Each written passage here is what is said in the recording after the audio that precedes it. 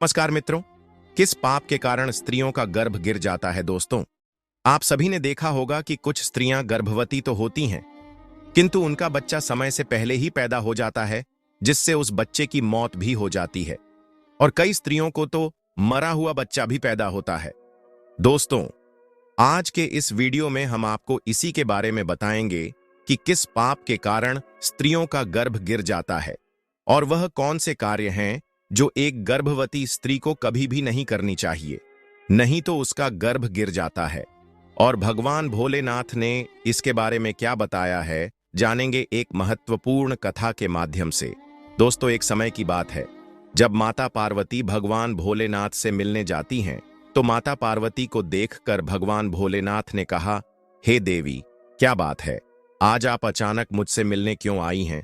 तब माता पार्वती ने कहा, प्रभु, आज जब मैं पृथ्वी लोक पर भ्रमण कर रही थी तो मैंने देखा कि कुछ स्त्रियां गर्भवती तो होती हैं, किंतु समय से पहले ही उनका गर्भ गिर जाता है। प्रभु, इसे देखकर मेरे मन में दो प्रश्न उठ रहे हैं और आज मैं आपसे उन्हीं दोनों प्रश्नों का उत्तर पूछने के लिए आई हूं। तो भगवान भोलेनाथ ने कहा, हे देवी, तुम्हारे मन में जो भी प्रश्न है मुझे निश्चिंत होकर बताओ, मैं तुम्हारे दोनों प्रश्नों के उत्तर अवश्य ही दूंगा। तो माता पार्वती ने कहा, है प्रभु, मेरा पहला प्रश्न यह है कि किस पाप के कारण स्त्रियों का गर्भ गिर जाता है और उस स्त्री के बच्चे की मृत्यु भी हो जाती है। और मेरा दूसरा प्रश्न है कि वह कौन सी स्त्री के भाग्य में पुत्र की प्राप्ति नहीं होती है और वह पूरा जीवन निसंतान रहती है।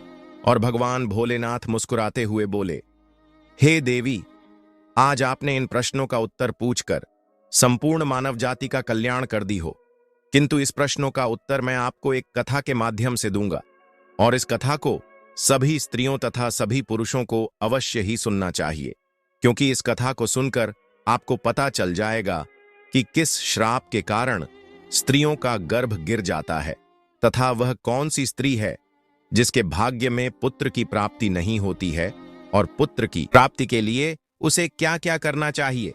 तो माता पार्वती ने भगवान भोलेनाथ से कहा, आप कथा सुनाइए प्रभु, मैं कथा को पूरी मन लगाकर अंत तक सुनूंगी। तो कथा को सुनाते हुए भगवान भोलेनाथ ने कहा, एक समय की बात है जब एक नगर में एक बहुत अधिक धनवान सेठ रहता था। वह इतना अधिक धनवान था कि उसके घर में किसी चीज की कोई कमी नहीं थी। उस सेठ की एक पुत्री थी जिसका नाम कलावती था। कलावती विवाह करने के योग्य हो गई थी। फिर उस सेठ ने सही मुहूर्त देखकर अपनी पुत्री कलावती का विवाह उसी नगर के समीप एक दूसरे गांव में माधव सेठ के पुत्र के साथ कर दिया। फिर वह विवाह के बाद सेठ की पुत्री कलावती अपने पति के घर में रहने लगी और वह अपने पति के घर में हंसी खुशी से रहने लगती है और अपने पति से बहुत ही अधिक प्रेम करने लगती है। और कलावती की सास का नाम प्रभावती था। प्रभावती बहुत ही दुष्ट स्वभाव की थी। कलावती अपने घर से दहेज में बहुत सारा धन सोना चांदी लाई थी। इसीलिए प्रभावती अपनी बहू कलावती से झूठ मूठ का सम्मान करती थी और हमेशा उससे मीठी मीठी बातें भी करती रहती थी और कलावती से अपने मायके से कुछ न कुछ लाने को कहा भी करती थी। और कलावती अपनी सास की बात मानकर अपने पिता से कहकर वह सोना चांदी, घोड़े, गाय, बैल, अनाज आदि चीजें भी मंगवाया करती थी और उसके पिता भी मना नहीं करते थे और सभी सामान दे भी देते थे, जिसके कारण कलावती की सास उससे बहुत खुश रहती थी। फिर इस तरह कलावती की सास का लालच दिन प्रतिदिन बढ़ता ही जा रहा था और वह कलावती के मायके का सब कुछ हड़पना चाहती थी, क्योंकि उस सेठ का कोई पुत्र भी नहीं था, इसीलिए सारा कुछ कलावती का ही था। फिर इस तरह काफी दिन तक चलता रहा और उसकी सास उसे अपनी बातों में बहला फुसलाकर उसके मायके से सभी सामान मांगम लिया करती थी। लेकिन भोली भाली कलावती इस बात से भी अनजान थी कि उसकी सास उसके पिता का सारा कुछ हड़पना ही चाहती थी और कलावती का पति रमेश भी अपने मां की ही बात मानता था। इसीलिए उसके घर में कलावती की सास जो कहती थी वही होता था और उसके घर में सारा काम उसकी मां के कहने से ही होता था। और कलावती और का पति रमेश दोनों ही प्रभावती का कहना मानते थे, इसीलिए उनके घर में कभी भी क्लेश नहीं होता था और सब खुशीपूर्वक रहते थे। इस तरह कुछ साल बीतने के बाद कलावती गर्भवती हो जाती है और अब उसकी सास को इस बात का पता चला तो वह बहुत खुश हो गई। उसने तुरंत ही कलावती के माता पिता को इस बात की सूचना दी और साथ में बड़ी बड़ी वस्तुओं की मांग की।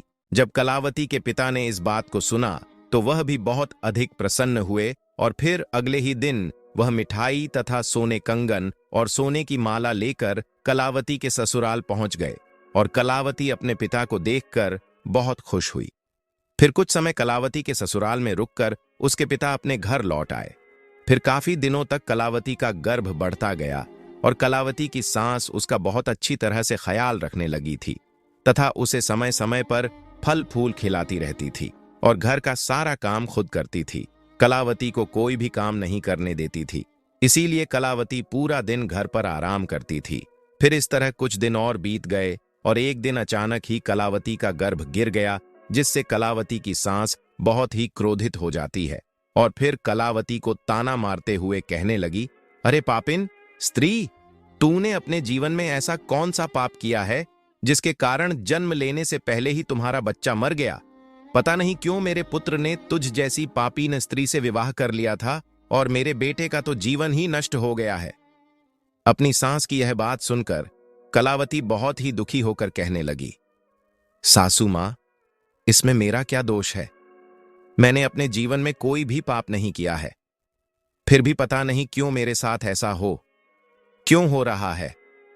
तब उसकी सास कहने लगी, अरे दुष्ट स्त्री, तूने जरूर ही अपने जीवन में कोई घोर पाप किया है, इसी कारण तेरा गर्भ गिर गया है। दोस्तों, फिर कथा को आगे बताते हुए भगवान भोलेनाथ ने माता पार्वती से कहते हैं, हे देवी, अब कथा को बहुत ध्यान से सुनना, क्योंकि यहीं से आपको पता चलेगा कि किस पाप के कारण स्त्री का गर्भ गिर जाता है। दोस्तों, माता पार्वती ने कहा, ठीक है स्वामी। फिर उसी के बाद से कलावती की सास उसे हमेशा ताने मारने लगी है और घर का सारा काम भी उसी से कराती थी और खुद कोई भी काम नहीं करती थी। कलावती की सास उससे इतना काम कराती थी कि कलावती को अब सहा नहीं जा रहा था और उसे खाना खाने का भी टाइम नहीं मिलता था, और जब सब लोग भोजन कर लेते थे तो उसके बाद ही वह भोजन करती थी। वो अपनी सास के सामने आने से भी डरने लगी। फिर इसी तरह कुछ महीने और बीत जाने के बाद कलावती दोबारा से गर्भवती हो गई, जिससे उसका पति बहुत प्रसन्न हुआ, लेकिन उसकी सास अभी भी उससे गुस्सा करती थी।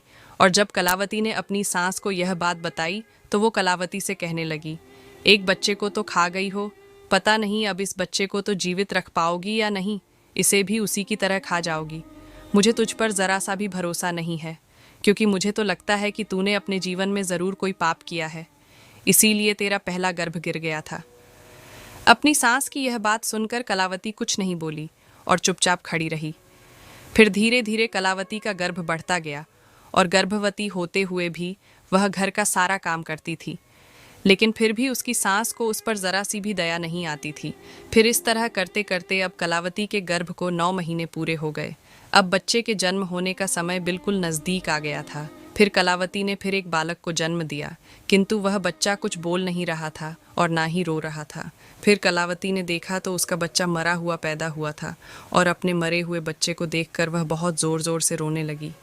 फिर जब कलावती की सास को इस बात का पता चला तो वह बहुत गुस्सा हुई और कलावती से कहने लगी, तू एक पापी स्त्री हो, तभी तेरा यह दूसरा भी बच्चा मरा पैदा हुआ है। मुझे तो पहले से ही शक था कि तूने अपने जीवन में ज़रूर कोई न कोई घोर पाप किया है, इसीलिए तेरे साथ ऐसा हो रहा है और इसीलिए तेरा यह पुत्र भी मर गया है। अगर तू मेरे घर में ज़्यादा और दिनों तक रहेगी तो तू मेरे भी घर को नाश कर देगी, इसीलिए तुम अब इस घर में रहने की कोई ज़रूरत नहीं है। तो कलावती कहने लगी, सासू माँ, अब मैं कहाँ जाऊँगी? मेरे लिए तो मेरे पति ही सब कुछ है, मैं उन्हें छोड़कर कहीं नहीं जा सकती हूँ। मैं अपने पति से बहुत प्रेम करती हूँ और इसीलिए आप मुझे इस घर से मत निकालिए। मैं घर का सारा काम करूँगी और इसी घर के किसी कोने में पड़ी रहूँगी। आप जो भी काम कहेंगी मैं वह सब कुछ करूँगी, बस आप मुझे घर से मत निकालिए, क्योंकि मैं अपने पति के बिना एक पल भी नहीं रह सकती हूँ। तो उसकी सास बोली, अरे पापीन स्त्री, अगर तू अपने पति के बिना नहीं रह सकती तो कहीं पर जाकर मर जा, लेकिन अब तुझे मैं इस घर रहने दूंगी एक क्षण भी नहीं। इतना कहकर कलावती की सास कलावती को धक्के मार करके घर से बाहर कर देती है। फिर कलावती घर के बाहर बैठी रहती है, लेकिन उसकी सास ने घर का दरवाज़ा नहीं खोला। दोस्तों, फिर वह घर के बाहर बैठकर अपने मन में सोचने लगी अब मुझे यहाँ से अपने मायके ही जाना पड़ेगा। फिर इतना सोचकर वह अपने मायके चल देती है। तभी रास्ते में एक घना जंगल पड़ता है, तो वह जंगल में रास्ते से अपने मायके की तरफ जा ही रही थी। तभी बारिश होने लगती है, तो वह एक पेड़ के नीचे बैठ जाती है। तभी वहाँ से एक साधु महाराज जा रहे थे, तो उन्होंने कलावती को पेड़ के नीचे बैठा देखकर उसे पूछा, हे पुत्री, तुम कौन हो और यहाँ इस जंगल में अकेली क्या कर रही हो? तो कलावती ने साधु महाराज से कहा, हे साधु महाराज, मैं एक बहुत धनवान सेठ की पुत्री हूँ और मेरा विवाह एक रूपवान सेठ से हुआ है और मुझे अभी तक पुत्र की प्राप्ति नहीं हुई है। मैं एक बार गर्भवती हुई थी तो मेरा गर्भ गिर गया था, और जब मैं दोबारा गर्भवती हुई तो मेरा बच्चा पैदा होते ही मर गया था। इसीलिए मेरी सास ने मुझे घर से निकाल दिया है। इसीलिए मैं अब इस जंगल में इधर उधर भटक रही हूँ। हे मुनिवर, कृपया करके आप ही कुछ उपाय बताइए और जिससे मुझे पुत्र की प्राप्ति हो जाए। तो साधु महाराज जी ने कहा, तुम चिंता मत करो पुत्री, हम तुम्हें पुत्र प्राप्ति का उपाय ज़रूर बताएंगे, और जिसे यदि तुमने पूरी निष्ठा से किया तो तुम्हें पुत्र की प्राप्ति अवश्य ही होगी। इसके लिए मैं तुम्हें कुछ नियम बताता हूँ, इसे ध्यान से सुनो। किसी भी स्त्री को मासिक धर्म के दौरान पति के साथ संबंध नहीं बनाना चाहिए, किंतु पति का स्पर्श भी नहीं करना चाहिए। इससे संतान गर्भ में ही गिर जाती है। गर्भ धारण की हुई स्त्री को भगवान की पूजा अर्चना करते रहना चाहिए, किंतु उसके मुख पर सदैव ही प्रसन्नता होनी चाहिए। साथ ही गर्भवती स्त्री को कभी भी दुखी और निराश नहीं रहना चाहिए, क्योंकि दुखी रहने पर संतान पर बुरा प्रभाव पड़ता है। और गर्भवती स्त्री को कभी दूसरों के घर का भोजन नहीं करना चाहिए तथा जितना हो सके अपने ही घर में रहना चाहिए। एक गर्भवती स्त्री को कभी भी डरावनी चीज़ें नहीं देखनी चाहिए, क्योंकि इससे संतान पर बुरा प्रभाव भी पड़ता है। और गर्भवती स्त्री को अच्छा भोजन करना चाहिए, जिससे संतानतम गुणवान होता है। जो भी स्त्री इन नियमों का पालन करती है और वह उत्तम पुत्र को प्राप्त करती है, और जो स्त्रियां इन नियमों का पालन नहीं करती हैं उनका गर्भ गिर जाता है। फिर साधु महाराज जी ने कहा, हे पुत्री, अब मैं तुम्हें पुत्र प्राप्ति का उपाय बताता हूँ, इसे ध्यान से सुनना तो तुम्हें पुत्र की प्राप्ति होगी। तो कलावती ने कहा, जी महाराज। तो साधु महाराज ने कहा, किसी भी स्त्री को पुत्र प्राप्ति के लिए मासिक धर्म के प्रथम 4 दिवस में पति पत्नी को मिलन नहीं करना चाहिए, क्योंकि ऐसा करने से दुराचार पुत्र होता है। और 5वीं रात्रि में मिलन करने से पुत्री की प्राप्ति होती है तथा 6ठी रात्रि में मिलन करने से पुत्र रत्न की प्राप्ति होती है। 7वीं रात्रि में मिलन करने से वंध्या पुत्री होती है तथा 8वीं रात्रि में मिलन करने से बलशाली पुत्र की प्राप्ति होती है। और 9वीं रात्रि में मिलन करने से सुंदर कन्या की प्राप्ति होती है तथा 10वीं रात्रि में मिलन करने से विद्वान और अतिश्रेष्ठ पुत्र की प्राप्ति होती है। और 11वीं रात्रि में मिलन करने से सुंदर आचरण वाली कन्या प्राप्त होती है। और 12वीं रात्रि में मिलन करने से गुणवान पुत्र होता है। 13वीं रात्रि में मिलन करने से लक्ष्मी स्वरूपा पुत्री होती है। और 14वीं रात्रि में मिलन करने से गुणवान, बुद्धिमान तथा बलवान पुत्र होता है। इसीलिए यदि तुम इन नियमों का पालन करो तो तुम्हें उत्तम पुत्र की प्राप्ति होगी। इतना कहकर वह साधु महाराज वहां से चले जाते हैं। फिर कलावती अपने मन में सोचने लगती है, यदि मैंने साधु महाराज के बताए गए उपाय के अनुसार कार्य किया तो मुझे भी एक पुत्र की प्राप्ति हो जाएगी और मेरी सास मुझसे घर का काम भी नहीं कराएंगे और घर में सभी लोग मेरा बहुत अधिक सम्मान भी करेंगे। कलावती इतना सोच ही रही थी, तभी उसका पति उसे ढूंढते हुए वहां पहुंच जाता है और कलावती से कहता है, तुम यहां इस जंगल में क्यों आई हो? मैं तुम्हें लेने आया हूं, चलो घर चलो। फिर कलावती ने अपने पति को उस साधु महाराज वाली सारी बात बताई और कहा, नहीं, अब मैं घर नहीं जाऊंगी।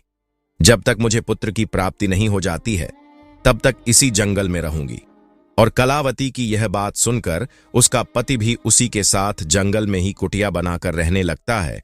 और मासिक धर्म की 14वीं रात्रि में कलावती ने अपने पति के साथ मिलन किया और जिससे वह गर्भवती हो गई। और गर्भवती होते हुए भी वह जंगल में रहती थी। उसका पति जंगल से लकड़ी लाता था जिससे दोनों भोजन बनाकर खाते थे। फिर इस तरह करते करते 9 महीने बीत गए और कलावती को बच्चा पैदा होने का समय नजदीक आ गया था। फिर एक दिन रूपवती को अत्यंत उत्तम पुत्र की प्राप्ति हुई और पुत्र की प्राप्ति से कलावती और उसका पति दोनों बहुत खुश हुए। फिर कलावती का पति उससे कहने लग, चलो अब हम दोनों घर चलते हैं, क्योंकि मां ने तुम्हें पुत्र प्राप्ति का ताना देकर ही घर से निकाला था, किंतु अब तो तुम्हें पुत्र की प्राप्ति हो गई है, अब तो वह भी खुश हो जाएंगी। तो कलावती ने कहा, ठीक है, चलो घर चलते हैं। फिर दोनों घर जाते हैं। तो उसकी सास ने देखा कि कलावती को तो पुत्र हुआ है। यह देखकर वह बहुत खुश हो गई और कलावती से कहने लगी, तुझे पुत्र कैसे हुआ? जब आपने मुझे घर से निकाला था तो मैं जंगल में चली गई थी और वहां मुझे एक ज्ञानी साधु महाराज मिले थे। उन्होंने मुझे पुत्र प्राप्ति का उपाय बताया था और उसी उपाय से मुझे पुत्र की प्राप्ति हुई है। तो उसकी सास उससे कहने लगी, इसका मतलब वह साधु महाराज बहुत अधिक ज्ञानी है, तब तो उन्हें यह भी पता होगा कि हम लोग धनवान कैसे बन सकते हैं। इसीलिए अब मैं जंगल जाऊंगी और उनसे धनवान बनने का उपाय पूछ कर आऊंगी।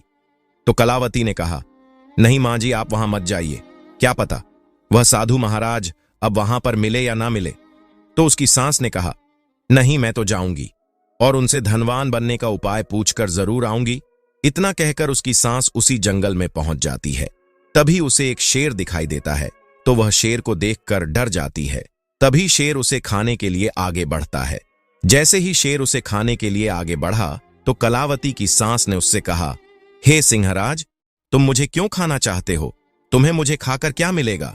तो शेर बोला, हे पापीन स्त्री, तू बहुत दुष्ट स्वभाव की है, इसीलिए मैं तुझे खा जाऊंगा। इतना कहकर शेर उसे खा जाता है। फिर उसकी मौत हो जाती है और यम के 2 दूत आते हैं और उसे यमलोक ले जाकर यमराज जी के सामने खड़ा कर देते हैं। तभी चित्रगुप्त ने उस स्त्री के जीवन का लेखा जोखा देखा और उसके जीवन का लेखा जोखा देखकर कहने लगे, हे धर्मराज, इस स्त्री ने तो अपने जीवन में बहुत घोर पाप किए हैं।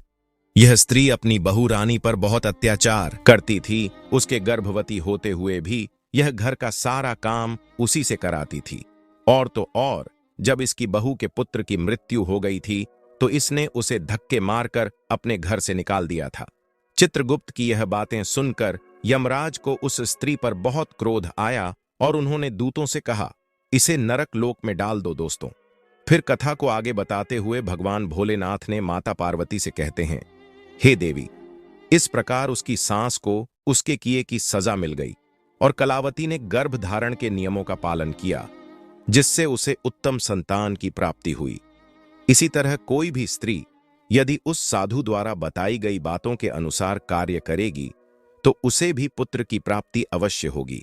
तो माता पार्वती ने कहा, प्रभु, वह कौन सी स्त्रियां हैं जिनके भाग्य में पुत्र की प्राप्ति नहीं होती है, और वह अपने जीवन में ऐसा कौन सा पाप करती है जिसके कारण उन्हें पुत्र की प्राप्ति नहीं होती है, और पुत्र प्राप्ति के लिए उन स्त्रियों को क्या करना चाहिए?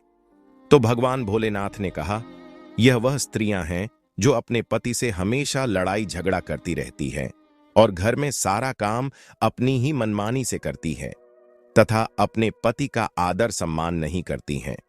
तो ऐसी स्त्रियों के भाग्य में कभी भी पुत्र की प्राप्ति नहीं होती है, और ऐसी स्त्रियों को पुत्र प्राप्ति के लिए अपने पति का आदर सम्मान करना चाहिए तथा उनका कहना मानना चाहिए और घर में लड़ाई झगड़ा नहीं करना चाहिए।